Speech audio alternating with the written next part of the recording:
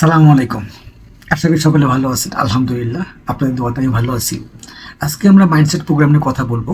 আপনারা জানেন, কোনো কিছু বিজনেস, কোনো জব, নিজেকে প্রতিষ্ঠিত করতে চাইলে বা কোনো কিছু শুরু করতে চাইলে সবার আগে নিজেকে ঠিক করতে হবে, অর্থাৎ নিজের মাইন্ড সেট আপ ঠিক করতে হবে।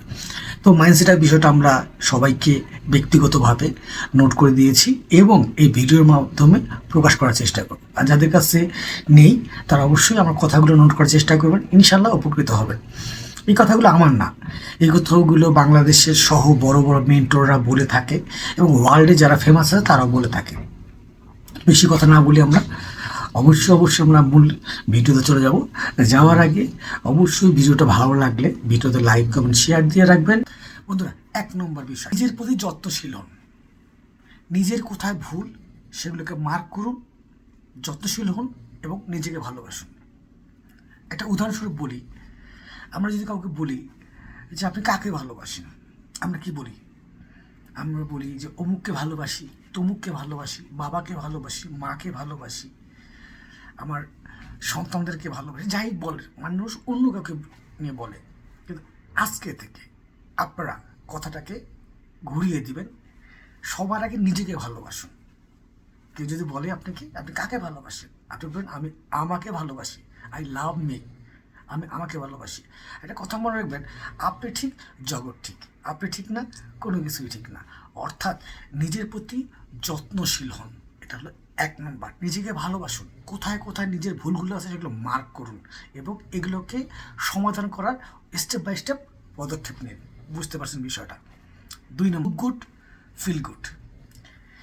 নিজেকে টিপটপ রাখুন, নিজেকে সবসময় পরিষ্কার পরিচ্ছন্ন রাখুন, নিজেকে সবসময় ভালোভাবে উপস্থাপনা করার চেষ্টা করুন। টিপটপ মানে এই নয় যে আপনাকে দামি দামি পোশাক পরতে হবে, শপিং করতে হবে, নতুন শার্ট পরতে হবে, নতুন প্যান্ট পরতে হবে, নতুন কাপড় চোপড় পরতে হবে, টিপটপ করে একটা চশমা লাগাইতে হবে, ঘড়ি লাগাইতে হবে, ফিটফাট হয় না। টিপটপ মানে এটা, অর্থাৎ টিপটপ মানে বলা হয়েছে আপনার যা আছে এগুলোকে পরিষ্কার পরিচ্ছন্নভাবে সুন্দর করে ম্যাচিং করে পড়ার চেষ্টা করবেন এবং নিজেকে সবসময় স্মার্টলি রাখার চেষ্টা করবেন। এটা হলে নিজের প্রতি স্বাচ্ছন্দ্যবোধ তৈরি হবে। এবং এই জিনিসটা যদি এখন থেকে আমরা আগামী 7 থেকে 10 দিন করি, দেখবেন একটা অভ্যাসে পরিণত হয়ে যাবে।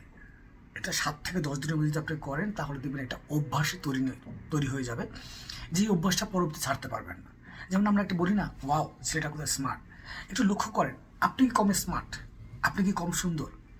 সৌন্দর্য যার যার ব্যক্তিত্ব। সৌন্দর্য কিন্তু কারো রূপ না, সৌন্দর্য হলো তার ব্যক্তিত্ব। আপনি এখন অস্বাভাবিকভাবে পোশাক আশাক পরলেন, আপনার পোশাক সুন্দর, দামি পোশাক, সব কিছু ঠিক আছে, কিন্তু আপনি এলোমেলো এলোমেলো না। যেখানে যাবেন অবশ্যই পরিষ্কার পরিচ্ছন্ন থাকবেন, টিপটপ থাকার চেষ্টা করবেন, মানে সবসময় নিজেকে হ্যান্ডসাম রাখার চেষ্টা করবেন। এটা নাম্বার 2 নম্বর। মনে রাখবেন যে আপনারা নিজেকে যতটা পরিপাটি রাখবেন, লাইফটা আস্তে আস্তে ততটা পরিপাটি হতে থাকবে। ধন্যবাদ। চলেন 3 নম্বরের প্রশ্ন চলে যাই। কম্পেয়ার। 3 নম্বর বিষয়টা খুব জটিল একটা বিষয়, কম্পেয়ার। আমরা আছে না যে আচ্ছা ও ও এত টাকা ইনকাম করে প্রতি মাসে, আমি কেন পারি না? আচ্ছা ওর এত 5 তলা বাড়ি, আমার 5 তলা বাড়ি নেই। ইস, ও ব্যবসা করে 1 বছরের মধ্যে কোটিপতি হয়ে গেল, আমি কেন হতে পারলাম না? এটাকে কম্পেয়ার বল। এই কম্পেয়ার করা যাবে না। আল্লাহ তাআলা পৃথিবীতে মানুষ সৃষ্টি করছে বিভিন্ন রূপে, বিভিন্ন বর্ণে, বিভিন্ন রঙে। আপনি কিন্তু আর সে কিন্তু এক না। আপনার সাথে যেন আমার মতের মিল নেই, আমার সাথে আপনার মতের মিল নেই। অর্থাৎ পৃথিবীতে প্রতিটা মানুষের ভাগ্যক্রম প্রতিটা মানুষ নিয়ে আসছে। তো আপনি আজকের পর থেকে কখনো কোনো কম্পেয়ার করতে যাবেন না যে অমুক এটা করছে আমি কেন করব না, অমুক এটা করছে আমি এটা করব। উদাহরণস্বরূপ একটা কথা বলি, এই যে বিচিত্রময় জগতে আপনি দেখেন না, এই যে বিভিন্ন ধরনের গল্প হয়, আমি কোটি টাকা ইনকাম করছি, এটা করছি ওটা করছি, এটা কার জন্য হয়? এটা কিন্তু সেই ব্যক্তির সফলতা না, যে ব্যক্তির কাছে গল্পটা বলে তার সফলতা। অর্থাৎ আর সেই সফলতার গল্প শুনে আপনি হতাশায় ভোগেন, ইস আমার এত সুন্দর ব্যবসা, আমি পারতেছি না, ইস 1 মাস শুয়েছে ব্যবসা শুরু করছে, সেই কোটি টাকা ইনকাম করে ফেললো। এই যে একটা ভিতরে কম্পেয়ার, এটা কিন্তু আপনাকে দুর্বল করে দিবে, নিজেকে ছোট করে দিবে।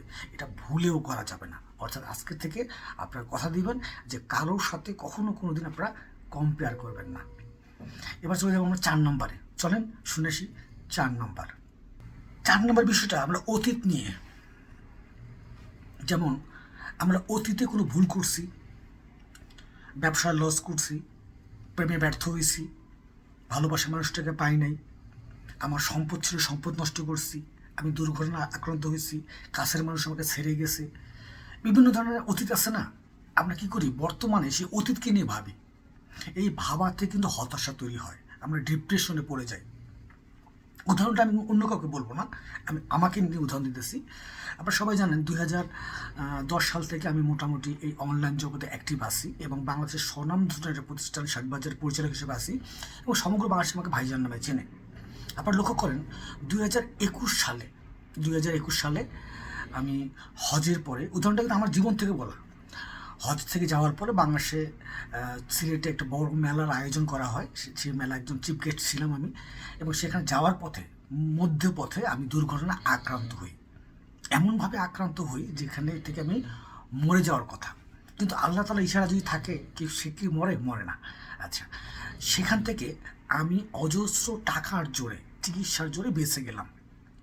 কিন্তু এই যে গ্যাপ পড়ছে, গ্যাপের কারণ কী হয়েছে, আমি আমার কোম্পানি হারাইছি, আমি আমার প্রতিষ্ঠান হারাইছি, আমি আমার কাছের মানুষ থেকে হারাইছি, আমার আত্মীয় স্বজন, পরিজন, বন্ধু বান্ধব সব সরে গেছে। আমি কি করছি, ডিপ্রেশনে চলে গিয়েছিলাম, হতাশায় চলে গেছিলাম। কিন্তু যখন মনে হয় সব কিছুই আমার উপরে, আমি যদি শেষ, দুনিয়া শেষ, আমি শেষ, আমার পরিবার শেষ, আমি শেষ মানে আমার জীবন শেষ, আমি শেষ, আমার কোম্পানি শেষ। অর্থাৎ এই যে অতীত ভাবতে গিয়ে কিন্তু আমার এই অবস্থা। পরে কী করলাম, অতীতটাকে ভুলে যাওয়ার চেষ্টা করলাম। অতীতে যা হয়েছে হয়েছে, এটা মানে আর ডাকি না। কিন্তু আমরা এটা অনেক সময় ভুল করি, অতীত নিয়ে অনেক ভাবি, ব্যর্থতা নিয়ে ভাবি, হতাশে চলে আসে, ডিপ্রেশন চলে। এটা আজকের পর থেকে ভাবা যাবে না। আপনি যদি অতীত নিয়ে ভাবেন তাহলে আপনি ভবিষ্যতে যেতে পারবেন না, বর্তমানে আটকে যাবেন। এটা কখনোই কোনোভাবেই করা যাবে না। এই মাইন্ডসেট প্রোগ্রামের বিষয়গুলো আমি বারবার বলতেছি, আমার কোনো ব্যক্তিগত কথা না, ইন্টারন্যাশনালি যেখান থেকে মাইন্ডসেট আপ থেকে বিষয়গুলো আমি শুনছি, জানছি, শিখছি, আমি আপনাদেরকে সেই বিষয়টা বলতেছি। আমি জানি না বাংলাদেশের মাইন্ডসেট প্রোগ্রামে কেউ আমার মতো এত মানে সম্পূর্ণভাবে বা সম্পূর্ণরূপে বলে কি না।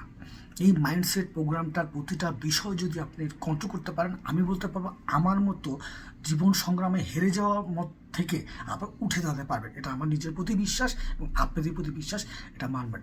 তো আমরা এই বিষয়টা মনে রাখবো, অতীত নিয়ে আজকের পর থেকে ভাববেন না। অতীত যা গেছে গেছে, পাস্ট ইজ পাস্ট। পাস্ট কখনো ফিউচার আসবে না। হ্যাঁ, ফিউচারে যদি কোনো সমস্যা আসে সেটা আপনারা সমাধান করে ফেলবেন আবার, কিন্তু অতীত চলে গেছে, অতীতের মতো অতীত চলে গেছে। একটা জিনিস ধরেন, নদীর পাড়ে যাদের জীবন সংগ্রাম, ঝড়ের কবলে পড়ে বা নদীর ভাঙনে তারা ঘর বাড়ি ভেঙে চলে যায়, নদীতে চলে যায় না, জমি চলে যায় না, আচ্ছা, তারা কি থেমে থাকে? তারা কি আবার ঘর তৈরি করে না? তারা কি আবার জীবন সংগ্রাম তৈরি করে না? তারা কি থেমে যায়? থেমে যায় না। ঠিক জীবনটাও এরকম, নদীর মতো ভাঙবে, গড়বে। ঠিক আপনার জীবনটাও ভাঙবে, গড়বে। আশা করি বুঝতে পারছেন। বেশি কথা বলতেছি, বেশি কথা না বলি, চলেন আমরা চলে যাবো 5 নম্বর বিষয়। 5 নম্বর বিষয়, বিশ্বাস। আমরা অনেকে বলি না যে অমুক বিশ্বাস, তমুক বিশ্বাস, অমুকে বিশ্বাস করি, তমুককে বিশ্বাস করি, এটা বিশ্বাস, ওটা বিশ্বাস। এই বিশ্বাস খেলা একটা দুনিয়া চলে না, বিশ্বাস নামে একটা খেলা তো দুনিয়া চলে। বিশ্বাস রাখবেন নিজের প্রতি। বিশ্বাস কার প্রতি? নিজের প্রতি রাখবেন, যে আমার জন্য ভালো কিছু অপেক্ষা করতেছে, ঠিক কিনা? আবার বলি, বিশ্বাস রাখবেন নিজের প্রতি যে আমার জন্য সামনে ভালো কিছু অপেক্ষা করতেছে। আচ্ছা ভাই বন্ধুরা, একটা কথা মনে রাখবেন, এর মানে এই নয় যে আপনি বসে থাকবেন আর আপনি আস্তে আস্তে আপনার জীবনে ভালো কিছু আসবে, তা কিন্তু না। আপনাকে কাজ করে যেতে হবে। আপনি যেটাই করেন না কেন, যাই করেন না কেন, আমার কথাটা যাই করেন না কেন, বিশ্বাসের সহিত করবেন, ভালো থাকবেন, ঠিক আছে? এটা নিজের প্রতি বিশ্বাস খুব রাখবেন, এটা থাকতে হবে। যেখানে যাবেন নিজের প্রতি খুব কনফিডেন্স রাখবেন, বিশ্বাস আমার দ্বারা এটা হবে। আর হবে কি হবে না এটা পরের বিষয়। যেমন আমরা কী করি, চাকরিতে ইন্টারভিউতে যাওয়ার আগে কী করি, চাকরিতে ফর্ম ফিল আপ করি, জমা দিই, আমাদের কাছে ফোন আসে যে আপনার অমুক ইন্টারভিউতে যাওয়ার আগে বিশ্বাস থাকে না যে ইন্টারভিউ দিচ্ছি, চাকরিটা হইতে পারে। ইন্টারভিউ বোর্ডে যাওয়ার পরে আপনার চাকরি হবে কি হবে সেটা বোর্ড নির্ধারণ করবে। আপনার অ্যাচিভমেন্টে, আপনার কথা, আপনার ব্যবহার, আপনার সার্টিফিকেট সব কিছু মিলে, কিন্তু আপনার নিজের প্রতি যদি বিশ্বাস, কনফিডেন্স থাকে, আপনি কিন্তু একগুণ এগিয়ে যাবেন। ঠিক এই জিনিসটা হলো বিশ্বাস। এই 5 নম্বর বিষয়টা মনে রাখবেন, আজকের পর থেকে দুনিয়াতে কাকে বিশ্বাস করলেন কাকে করলেন না এটা বড় বিষয় না। বড় বিষয় হলো নিজের প্রতি বিশ্বাস, যে আপনার জন্য সামনে ভালো কিছু আসতেছে, তার জন্য আপনাকে পরিশ্রম করতে হবে। সেটা হতে পারে ব্যবসা, হতে পারে ভালো চাকরি, হতে পারে অন্যান্য কার্যক্রম, হতে পারে খেলাধুলা, যাই হোক না কেন, সেটা নিজের প্রতি বিশ্বাস রাখবে, সামনে ভালো কিছু হবে। একবারেই কিন্তু আপনি ভালো কিছু ফল আশা করবেন না। আজকে ধরছেন, কালকে চলে যাবেন না। প্রতিটা ক্ষেত্রেই, জীবনের প্রতিটা ক্ষেত্রে কিন্তু সময় ধরে থাকতে হয়। একটা গাছ আপনি আজকে একটা গাছ রোপণ করলেন, আপনি কি সামনের বছরই ফল খাবেন? এই গাছটাকে যত্ন করে উঠাইতে হবে। 1 বছর যাবে, 2 বছর যাবে, 3 বছর যাবে, এরপরে গাছে ফুল ধরবে। ফুলের মধ্যে আপনার স্প্রে করতে হবে, কীটনাশক দিতে হবে, এবং গাছটাকে পরিচর্যা করলে পরে গাছে ফল ধরবে। এখন ছোট ফল যদি খেয়ে ফেলেন তত মজা পাবেন না। কী করতে হবে? গাছের ফলটাকে আরও বড় হতে দিতে হবে। বড় হওয়ার পরে খাবেন না, বড় হলে মজা লাগবে না, এরপর এটাকে পাকতে দিবেন। যখন ফলটা পেকে যাবে তখন এটা খাইলে মজা পাবেন, বলবেন কি আপনারা, ইয়াম্মি। ঠিক এইরকমই। আবার একটা জিনিস দেখেন, যে আপনাকে বলছি যে আপনার প্রতিটা কার্যক্রমে যদি একটু ধৈর্য থাকে, সেই ধৈর্যের সাথে যদি বিশ্বাস থাকে, সফলতা নিশ্চিত। এটা আমি না, বড় বড় গুণীজনেরা বলে গেছে, জাস্ট তাদের কথাগুলো আমি একটু রং মিশিয়ে ঢং দিয়ে সাজিয়ে গুছিয়ে বলার চেষ্টা করতেছি। চলেন না, চলে যাই 6 নম্বরে। 6 নম্বর বিষয়টা মজার বিষয়। অনেকে দেখবেন, বা আমরাও বলি, দূর আমার দ্বারা এটা হবে না, আমি আর পারবো না। এবং আমিও বলছি এই জিনিসটা আজকাল থেকে বলা যাবে না, দূর আমার দ্বারা হবে না। কিন্তু একটা জিনিস লক্ষ্য করেন, ওই যে যারা সফল হয়েছে না, তারা কি কখনো প্রকাশ করে আমার জীবনে ব্যর্থতা ছিল, আমি এগুলো করে আসছি? ওদের জীবনেও এই দূর আমার দ্বারা হবে না এই কথাটাকে বিখণ্ডিত করে সে সামনে এগিয়ে গেছে। ঠিক এরকমই আপনি যদি মনে করেন দূর আমার দ্বারা হবে না, তত থেমে গেলেন না। কেন হবে না, কী জন্য হবে না, এর সমাধান খুঁজতে হবে। এর সমাধানটা এনে সুন্দর করে এটাকে পরিপাটি করে আবার যেতে হবে। ওই যে একটু আগে বললাম আমার কথা, আমি তো ভাবছিলাম 21 সালে যখন হইলো, 22 গেল, 23 গেল, 24-এ যায় অবস্থা, ঠিক আছে, দূর আমার দ্বারা হবে না, এগুলো আমার দ্বারা হবে না। 24-এ এসে কী হলো, আমি দেখলাম না আমার পা সুস্থ হয়ে গেছে, আমার কোমর ঠিক হয়ে গেছে, আমার চোখের সমস্যা ঠিক হয়েছে, আঙ্গুলের সমস্যা ঠিক হয়েছে। তখন বললাম না আমার দ্বারা হবে, আমার দ্বারা হবে। আমি চেষ্টা করে দেখি, সমাধানের পথ খুঁজি।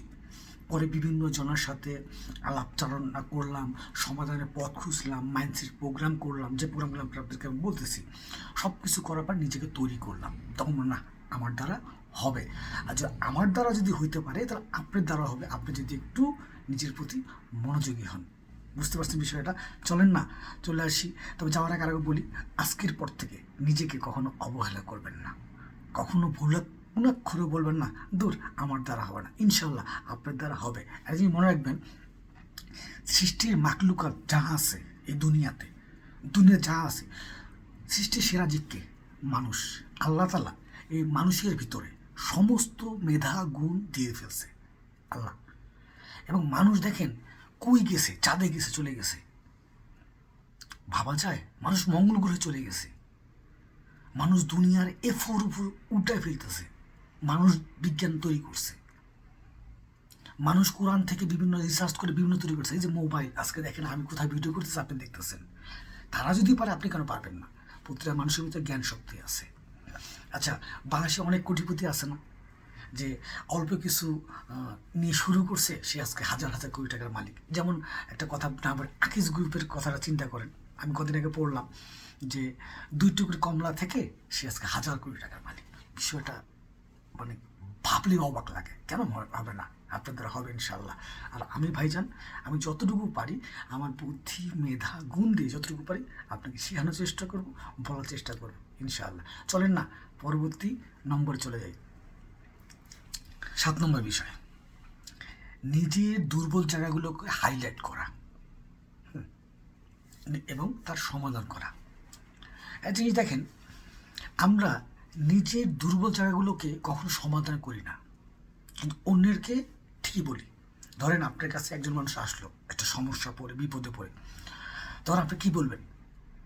সান্ত্বনা দেওয়ার জন্য তাকে বলবেন, "হ্যাঁ, আল্লাহ ভরসা, টেনশন করো না, আল্লাহ সব ঠিক করে দেবো, একটা না একটা ব্যবস্থা হবে, তুমি টেনশন করো না, মন খারাপ করো না।" এই কথা বলি কিনা আমরা সবাই? বলি তো নাকি?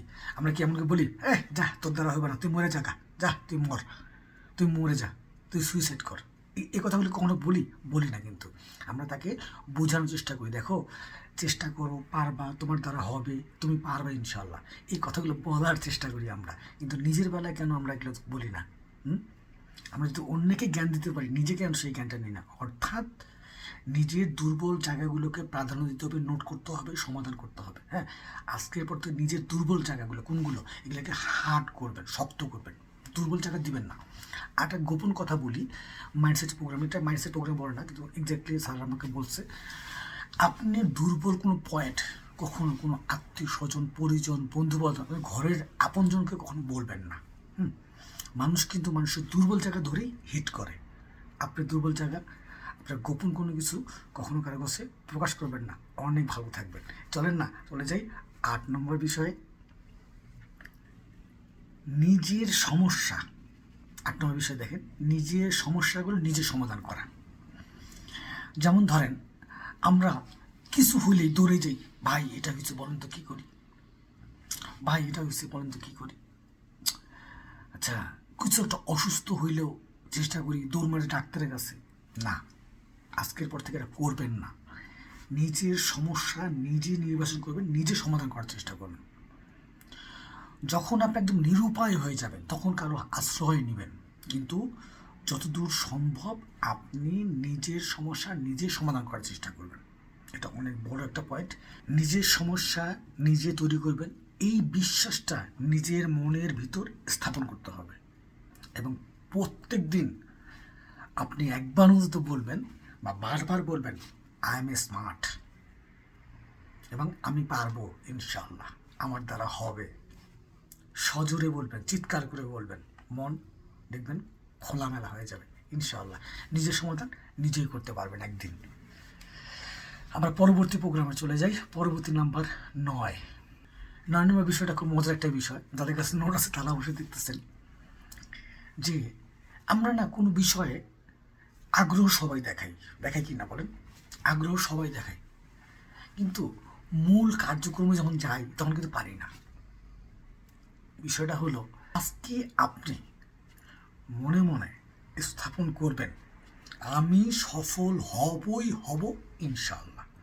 এই যে দৃঢ় বিশ্বাস, এই যে মনের সাহসিকতা, এটা সবসময় ধরে রাখার চেষ্টা করবেন।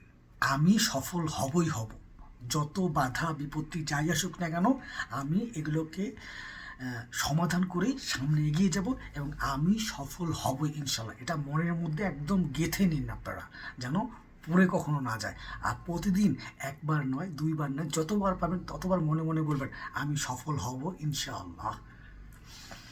আচ্ছা, আজকে সর্বশেষ না, 10 নম্বর বিষয়। পরবর্তী ভিডিওতে আমরা অন্যান্য 10 নম্বর পরে বিষয়গুলো নিয়ে আলোচনা করবো। আজকে 10 নম্বর বিষয় দিয়ে শেষ করবো। তো ভিডিওটা কেমন লাগলো অবশ্যই কমেন্ট করে জানাবেন, আর অবশ্যই ভালো লাগলে সাথে থাকবেন। এবং 10 নম্বর বিষয়টা চলেন আমরা শুনে আসি, বা আমি বলি, আপনারা নোট করে রাখেন। দুশ্চিন্তা বা ভয়। অনেকে আমরা দুশ্চিন্তা করি, কোনো কিছু তো ভয় পাই। আজকের পর থেকে দুশ্চিন্তা, ভয়কে রিলিজ করে দিন মন থেকে। উপর আল্লাহর কাছে বিশ্বাস রাখবেন, আল্লাহ তাআলা একজন আছে।